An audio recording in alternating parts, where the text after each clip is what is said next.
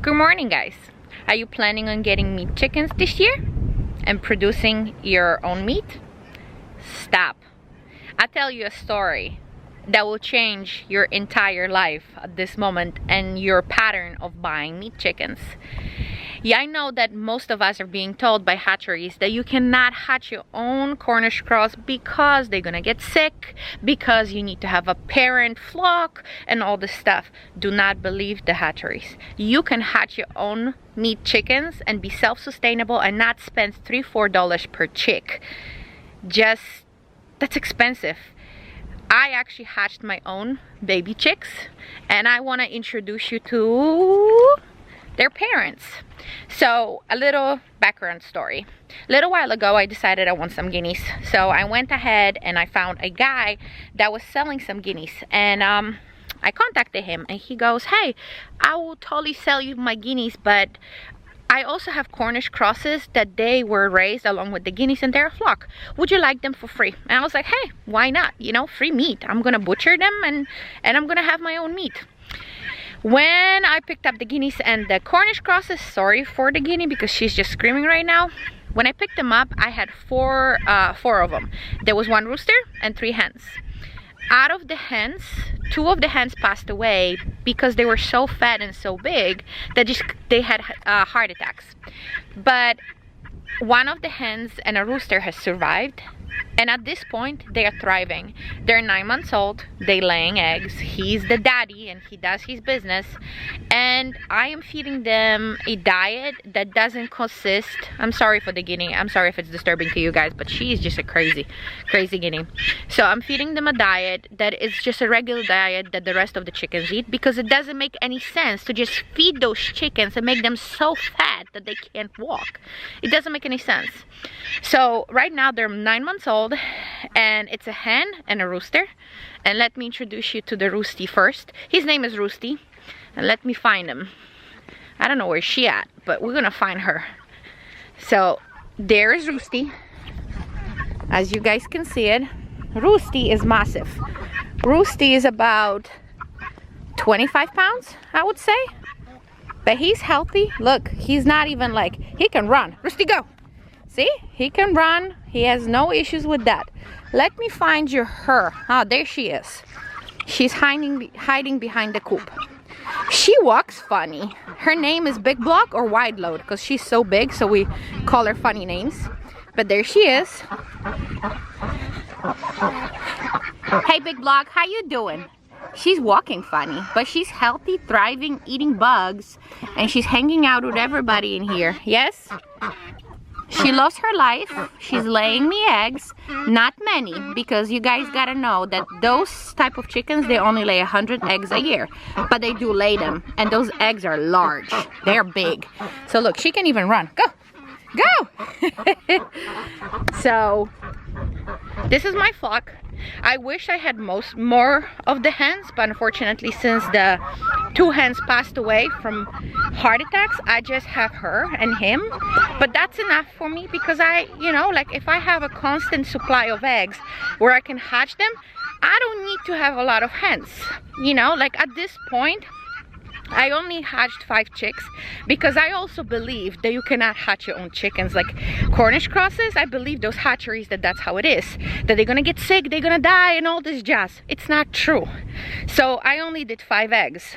The only issue I had with the hatching is that they hatch in very inconsistent rates. So the first chicken hatched 8 days ahead of its time. And then the next hatched 2 days after. And then the next one 2 days after. So it was very inconsistent. So if you planning on butchering them at 8 weeks, you're not gonna be able to, because the chicken's gonna be like 2-3 days, you know, in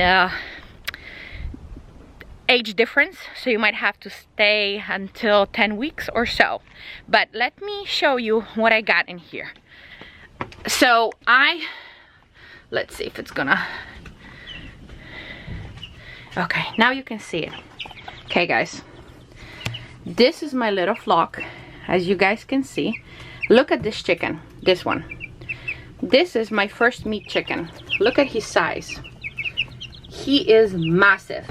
These are bantams, so you know they're tiny. But this is Brahma. Those are Brahma chickens right here, and these are known to be very big because they're 12 pounds. They usually get 12 pounds. So this is the second one that hatched. He's already big. And Brahmas are 2.5 weeks old, and this Cornish Cross is only 10 days old. So let me put him here. So, come here. Look at the size of this chicken. At 10 days, he is, I can't even grab him with my hand. See, compare the size. He's massive. If I had to tell you, he's probably a pound or something. He's just huge. So, guys, if you're planning, woo, that's a wasp. Woo, go away. Woo, look at this damn wasp. Look at this. You better not be making any nests in here. You see this bug? Ew. Hold on, I gotta smack it. Go away. So, guys, do not believe hatcheries. Be self-sustainable.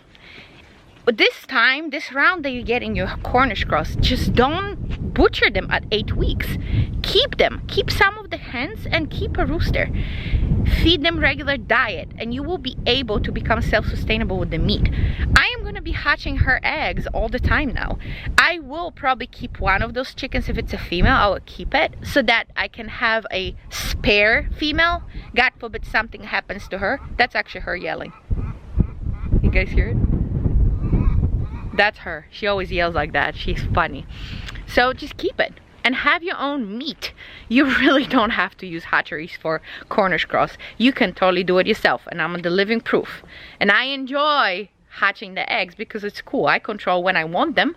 It's not the hatchery is gonna tell you, hey, only they're available at this and this time. No, you can do it yourself at any time you want. Just collect the eggs, and that's it. So I hope that this was helpful to you guys, and change the mindset. Have your own meat chicken source. I am not planning on paying $3 or $4 per chick to later spend so much money on their feed that the chicken is so expensive at the end of the day, where I can hatch my own. Just keep some of them that you have and you will be able, you know, to raise them to be healthy and produce you meat. That's all it is. So I hope this was helpful, guys. See you on the next one. I hope that you subscribe and follow our journey.